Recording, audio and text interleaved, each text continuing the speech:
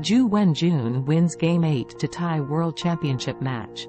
The women's world champion outplayed challenger GM Lei Tingjie in a complex middle game and then ground out an endgame win to level the scores at 4-4 going into the final 4 games of the 2023 FIDE Women's World Championship.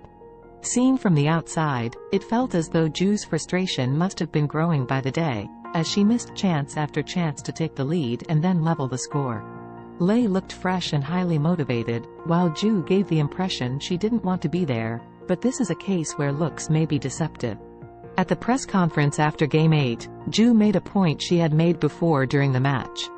"I just do what I can, and actually the result I'm satisfied with, as long as I tried.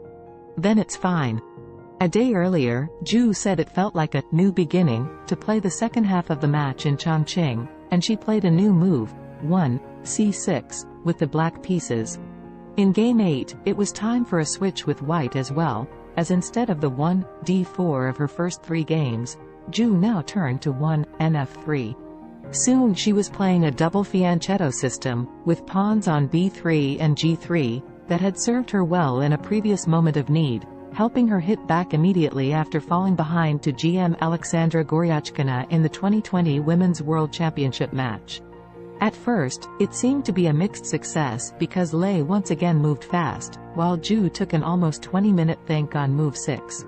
The game developed very slowly, but perhaps that lulled chess fans and even Lei into a false sense of security. A handful of questionable positional decisions after a5. And suddenly Black's position was critical. Polgar, commentating as 19, QB3, appeared on the board, felt Ju had got everything she could have dreamed of. When it was pointed out to Lei, she commented, "As you said, she can play d5, so probably I deserve to lose." Lei certainly wasn't going to go down without a fight, however, and just when Ju seemed to have an unassailable static advantage, Lei broke open the position with the pawn sacrifice 21. a4, a move that was also the computer's top choice.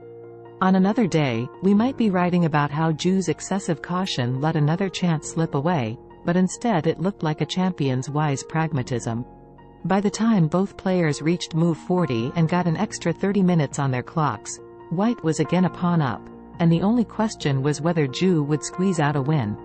The players were asked about the endgame afterward, with Lei commenting, "I think the position is holdable for Black, but I played quite passively with time trouble. I didn't play precisely, and I gave chances to my opponent."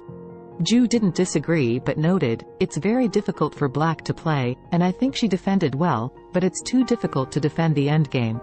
Polgar, who knows a thing or two about this, referred to 2 world chess champions when she pointed out, "I wouldn't like to have this endgame against Kramnik or Karpov. Probably giving the pawn is not a good choice, but in a practical game, I think I have to give that pawn and free my pieces." That means that Ju has now leveled the scores at 4-4, with everything to play for in the final 4 games. If the match ends tied, the players move to a playoff, which begins with a 4-game rapid match.